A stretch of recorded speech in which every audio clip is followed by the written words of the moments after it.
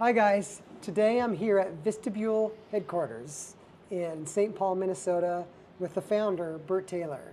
And Bert's joining us today and we're going to tell you the story of Vistabule, how it started, where it started, how we got into the business, and the future for Vistabule. So welcome, Bert. It's very nice to see you again. Yeah, you too. Tell me, what did you do first before you started Vistabule? What was your history before that? Well, I've been a woodworker for my adult life, and we've been making furniture and store fixtures and futon frames, waterbed frames, if you remember what that was Yeah, I like. remember. I used to have a waterbed. Did you? I did. Yeah.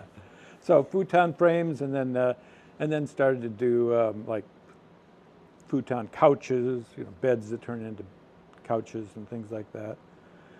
And but then I got into commercial side of things, and I started making store fixtures for Red Wing Shoes, which is just south of here in southern Minnesota. And did that for a few years. And long story short, I had to decide to do something different, and I had a beautiful building, but I didn't have a business or a client that could maintain that. So I built myself a garage. I sold the building, closed down the business, which was called Waves of Grain Woodworking. And what was Waves of Grain making at that time? We were making store fixtures. Store fixtures for Red Wing. For Red Wing Shoes. Okay. Mm-hmm. And we made stores for over 250 stores, and some of them, went to Europe and Asia and all these places. Kind of got my chops on commercial fixtures and stuff. When that went south and I sold the building and closed the business, I built myself a garage with a office above and a shop below, and I was doing renderings, drawings, photorealistic renderings in 3D of furniture that I wanted to build. And I was particularly enamored with Airstream at the time, vintage Airstream trailers. And I wanted to, can I make furniture out, using those techniques, aluminum rivets, bending aluminum, and I started to do some renderings of that, photorealistic renderings. And another long story short, my brother-in-law, who was an architect, saw those renderings that I did and said, could you do this for a school that I'm working on in Jakarta? And I tried it and ended up working for him, doing that kind of thing, creating eye candy for his clients to see what their schools would look like. And that was really fun, but I kind of burnt out on it. Mm-hmm. And in the meantime, I started to get more interested in vintage trailers like Airstream, Shasta, Scotty, Silver Streak, all these beautiful trailers from the early 30s, 40s, 50s, and 60s. And so after about 6 years of doing this with my brother-in-law, these renderings,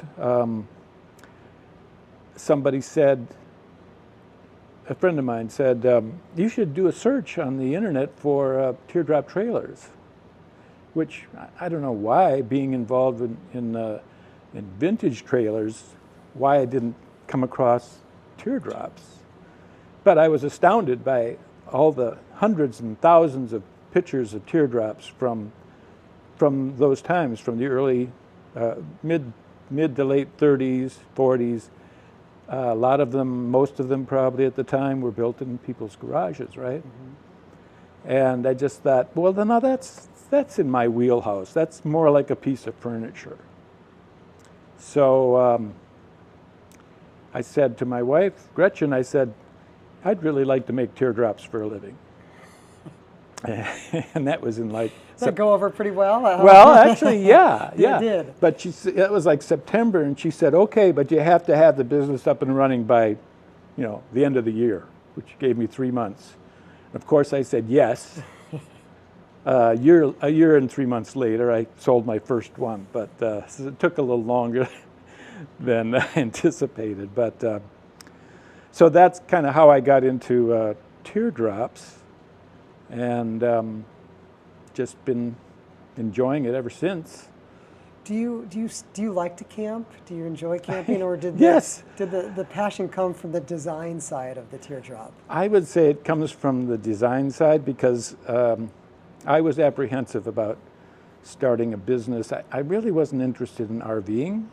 I don't know, something about the lifestyle didn't catch me. I like camping. Yeah. I like going up into the boundary waters and, fishing and stuff like that.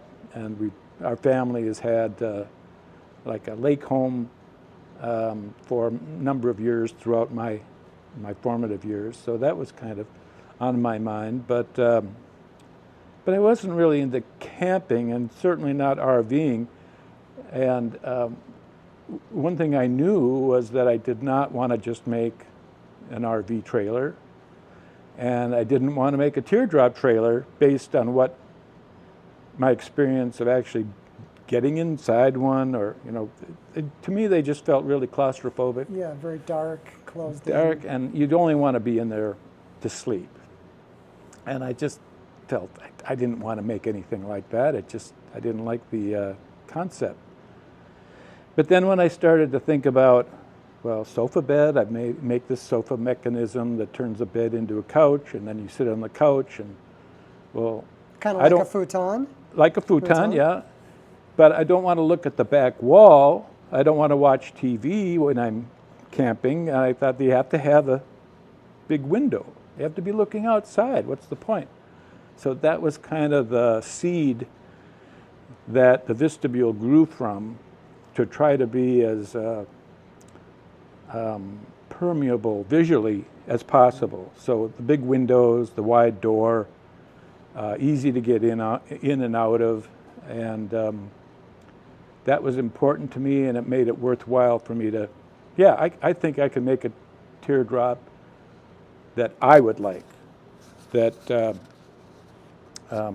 teardrops are, I've said this before, but teardrops are cute. They're shiny, and like a raccoon or a raven, we want to bring those things home to our lair, But as you get closer, they get more interesting. But when you get inside, they kind of lose some grandeur coming true, right? Very much so, they become claustrophobic, and small windows are highly tinted, or what's the purpose other than sleeping? And I feel like I accomplished aesthetically what I set out to do. And then I was surprised that it hit a nerve with people. It seemed in a good way. Right. That they like that concept too. So I kind of lucked out, I think. There's a lot of luck that goes into this whole process, isn't there? Yeah. Yeah. You said something interesting that I wanted to touch on. You were turned off by traditional RVing. What is it that you didn't like about RVing?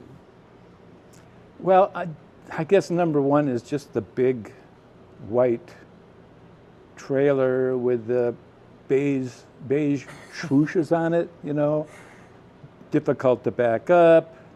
Where do you put it when you're not using it? My idea was that I want to be able to go on the weekends. I want to go for a short weekend or a long weekend. I didn't, the whole septic systems and the shower systems and all this stuff intimidated me. And I thought this teardrop is perfect because it doesn't have any of the stuff that I don't want to be hassled with, right? And what I found when we went on our first teardrop trip, using the first teardrop that we made, that the campgrounds that we'd go to were maintained by usually retired people that volunteer and get a slip where they can stay for the duration of their stay in the summer or fall or whatever, and they keep the facilities immaculate. So, that means that I don't have to tow my toilet with me. a shower. I don't need a shower. They have great showers, warm water, simple, easy. Take that muss and fuss out of the equation, and so that appealed to me. And then the maintenance of a large trailer and the storage, and they're just not aesthetically pleasing to me. They're kind of an eyesore. I'm sorry to say that to all you RV people out there that love it. I know you love it. I know you love it, and we all have fun going out and with our families and our toys but personally, I kind of, in my mind's eye, I see this ideal dream of like pulling a small teardrop that's aesthetically pleasing with my Willys Jeep over the horizon, and off to adventures unknown. And that's in my mind's eye. That's the dream that I want to fulfill. And in my dream, I don't see a large behemoth of a trailer with a big pickup and, kind of macho, kind of off-road travel, which is viable, and a lot of people love that, and they love the challenge of that. But to me, it's way leaning heavily in the aesthetics of the experience. And actually, the business is a big part of that too, because it's about the lifestyle of coming to work, working on stuff that is really interesting. It's really cool to see these trailers, and then when we started to offer colors, to come in and see the afternoon sun shining on all these different colored trailers, it's just really aesthetically stimulating, and it's just fun to be a part of something that is, to me, is so gratifying. So did I answer your question? Yeah, most definitely you did. So you started obviously with trailer number 1.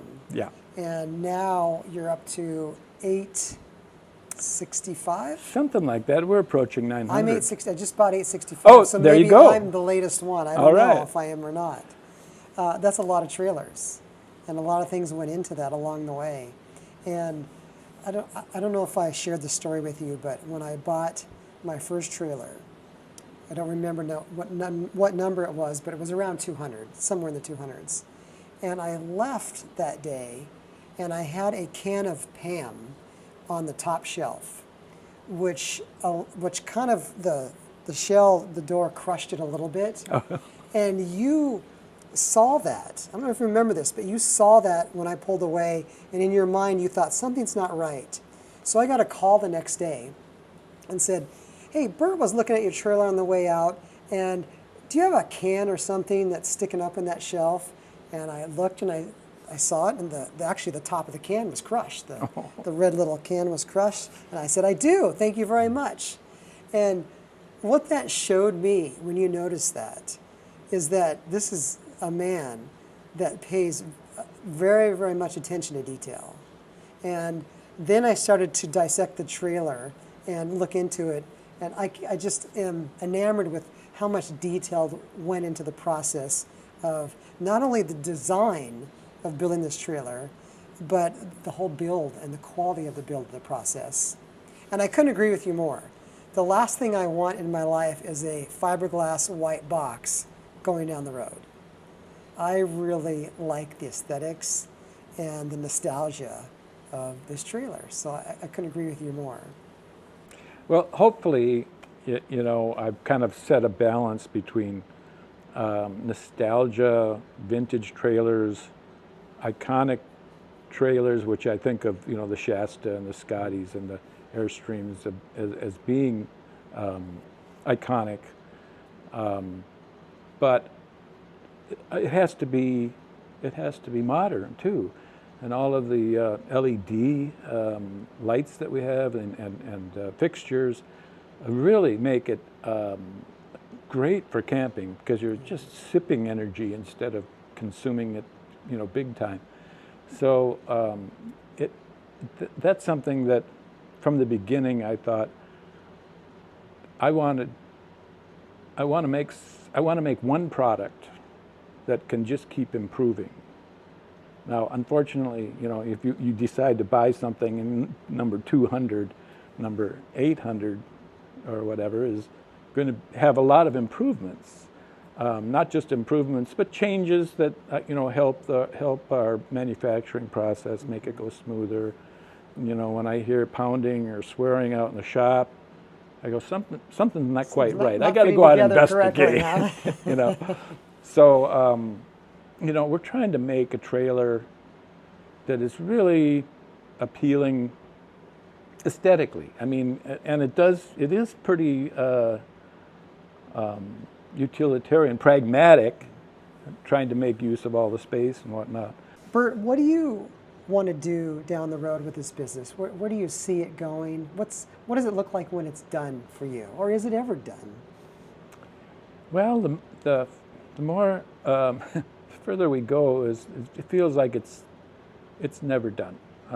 Although I know that most, if not almost all, teardrop or trailer businesses over the years have had their heyday and then they fade out. They've made maybe 2 or 3 or 5 trailers, or they've made 500 trailers. And I have a book that has all of these vintage trailers in it, and it's interesting to see the history of each of these businesses and how they had a beginning and how they had a middle and they had an end. And I'm aware that not all things must pass, right? But I'm not in it to create a big business. I know Lily, my daughter, sees us as at 800 trailers a year kind of company at some point. That's not on my watch. I can't really imagine that. But what I care more about is our staff, and that I hope that everybody loves coming to work, and they like working. They like the work. They like the product. They like the customers, and this lifestyle can be maintained. Always tweaking it, always refining it. I mean, this plant here, adds a nice little aesthetic feature, right? So, I mean, something simple like that, putting a hook or a light in the trailer, shifting it somewhere where it makes a little more sense. And then coming up with new products. The Day Tripper is, a long time coming. Much simpler, less cluttered, less defining trailer that makes you have to kind of do things a certain way. The Day Tripper is meant to be kind of just out of the box, go. Take your gear with you and just go have a good time. And I'm hoping that there's another product or two in the future, actual trailers, maybe one that's larger. But I have a lot to learn in order to do that. And so the future of Vistabule is more of the same. More of the same is what I know. And I know that I would like to step a little further back and have more time for camping, because I don't have time. I don't have a Vistibule, and I never get to use one. I mean, you're working all the time. Well, yeah, and that's stupid. But I love to work. But I know Gretchen and I, when she retired, we had a really great time. We went for 7 weeks, which is unheard of for me. Always having to stay by the phone. Back before the computers, you had to stay by the phone and hope that you get an order for a piece of furniture or something, and you're kind of stuck within your shop, right? Trying to drum up business. The internet nowadays, it's easier to gain sales, I guess, but it's still hard. It's scrappy kind of business, Yes. but you know, I just like I want a business that's not just financially successful, but aesthetically successful, product successful, and customer successful. So that's the limit of how far I want to go with my thinking about the business. At some point, you know, we'd like to bring maybe some of these processes, like the CNC routing, which is done remotely by a good friend of mine, and he's really part of, you know, Mark Polglaze. I heard he's really good, and he's really good at what he does. Yeah, too. and he's a fantastic technician, CNC operator, and a woodworker in his own right, and a musician. But he's all about the aesthetics too of the lifestyle. And but we, you know, if he lived closer, he could come into our realm and we could share space. So that down the road, maybe 5 years or something, maybe we'll get a space that's large enough to incorporate that into our business. But right now, it's working really nice. He takes responsibility of the wood routing, CNC work and whatnot. Finishers are in their space. So right now we have this really clean assembly situation here where we don't get messy with working with steel or aluminum or welding. It's kind of a messy, smelly, dirty business, right? And the CNC, it's cleaner, but it's dusty. And there's a lot of sanding and work like that. But so we kind of get the best part of it, where we take all of these beautiful pieces, individual pieces that are all finished and processed and beautiful, like IKEA parts. Put them together. And then we get to put it together, and we get to see the trailer kind of just grow out of a pile of parts, and that is really, I think, the funnest part of the whole process. Yeah, and so when you're just making parts and you go, I don't care about this that much, but when you actually see how those parts go together, and it becomes this thing that's really greater than the individual parts, right?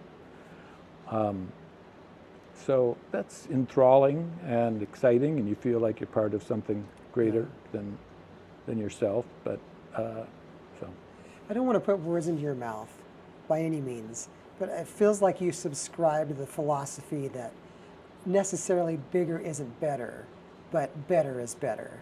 Is that safe to say? Yeah, that's a good way to put it. Yeah. I noticed when I was walking around and talking to some of the folks today, there's some of the same folks that are here when I bought my first trailer, which had to be 5, 6, 7 years ago. I don't remember exactly, but several years ago. So people must really enjoy being here if they stick around for that long, because a lot of businesses you walk into and you leave for 6 months and you have a whole new staff.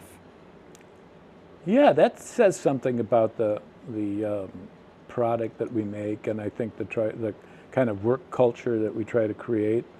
Our turnover is like kind of almost doesn't exist.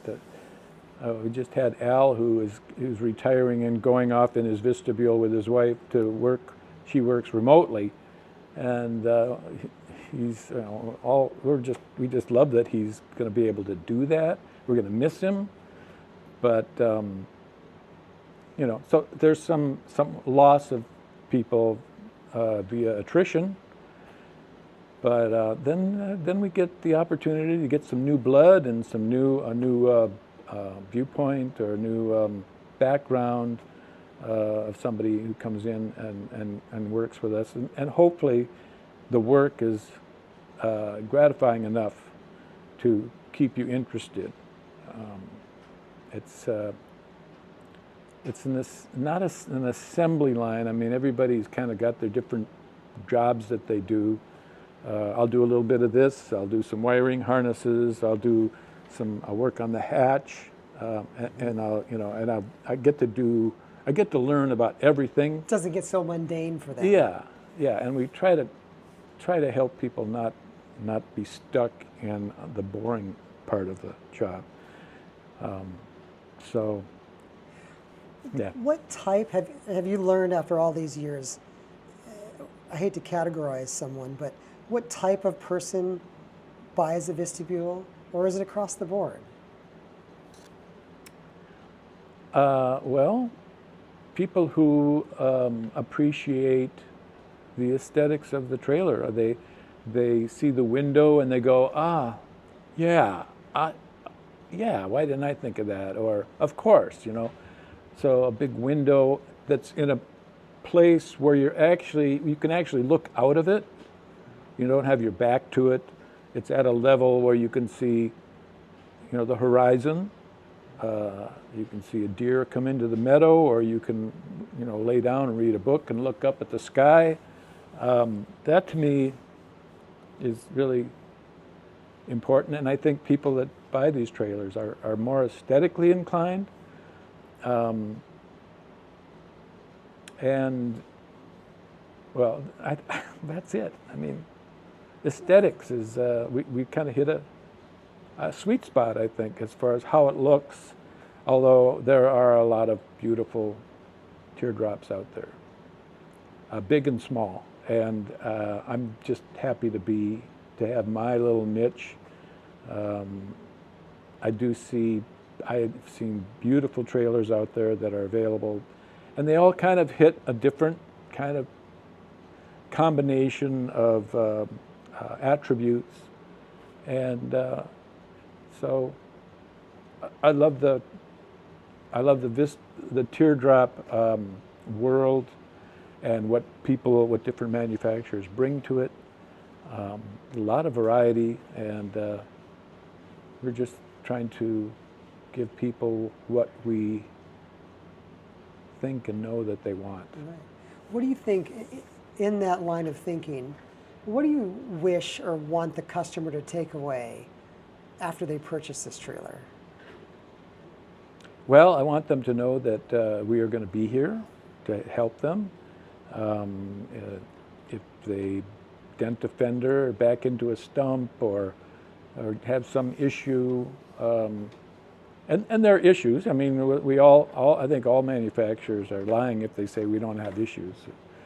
Well, but we want to be there. That's something that in starting the business, I thought, I didn't really think about, I'm going to have to be repairing these at some point. You were just thinking about building them first. Building them, yeah.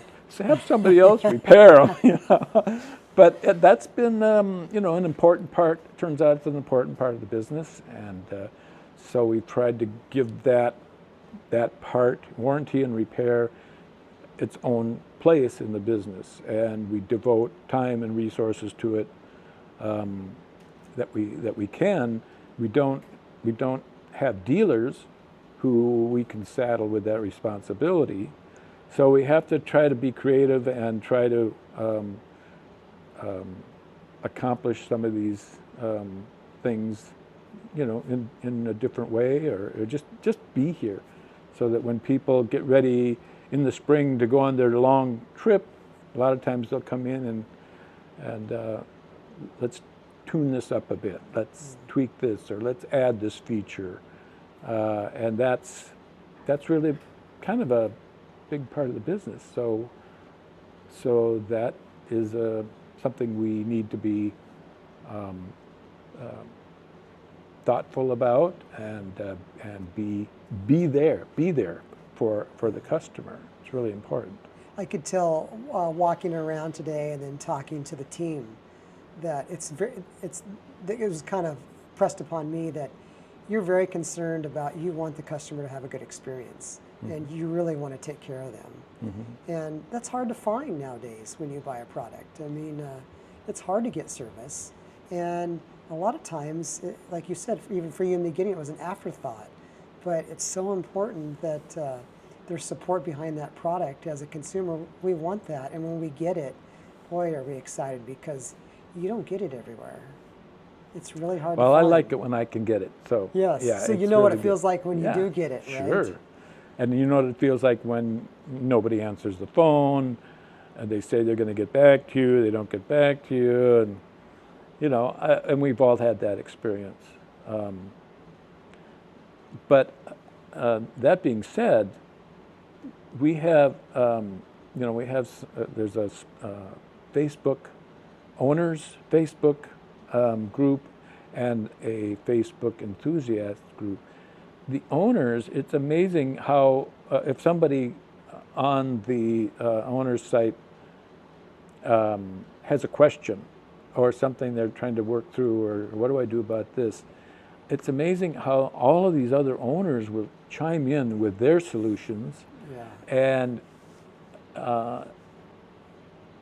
because these trailers, I didn't think of everything.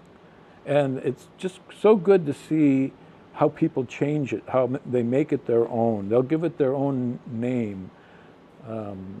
And they'll give it their own, each trailer is different when you go out to, say, a rally or something. The things that people do to it are really cool. Some I'd like to incorporate into the design. But there's so much support, not just from us, but from our customers. And that is really something I didn't anticipate, and I'm very thankful for. That's what I was going to ask you. When you first started, did you have any idea at all that it would have such a following? And to your point about the Facebook groups, when I was buying my second trailer here, I had some questions about some things. And one of them was, should I get an air conditioning unit? So I thought, well, let me just post this on the Facebook forum. Oh my gosh, I can't believe how many people commented and had good things to say, either way, about whether it was good to get one or not good one. And I thought, wow, these people are really into this and really want to help you.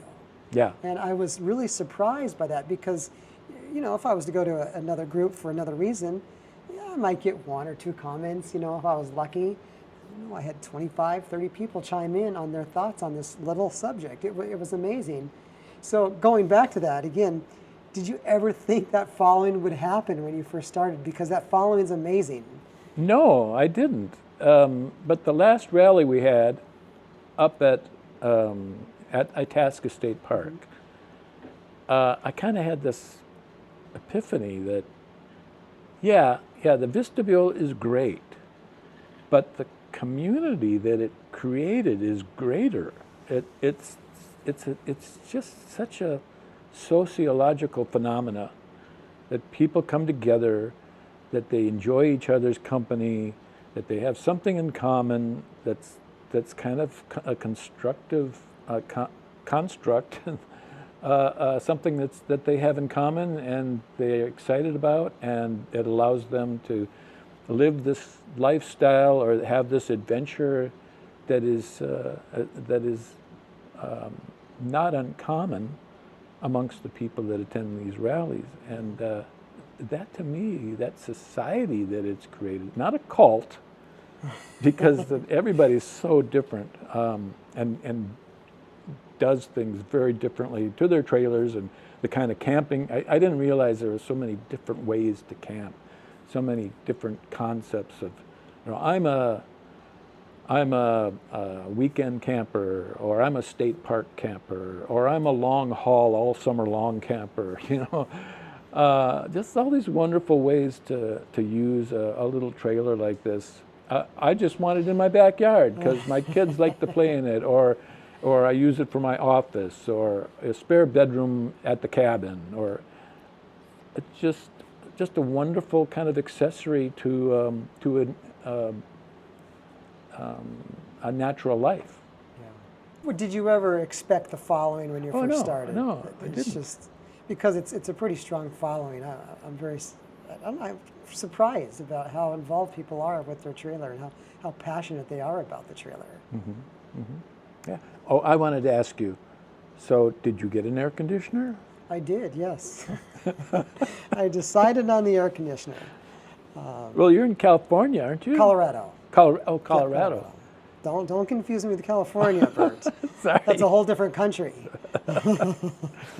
Well, I know that we took a trailer out to New Mexico. We went to Chaco Canyon on the 4th.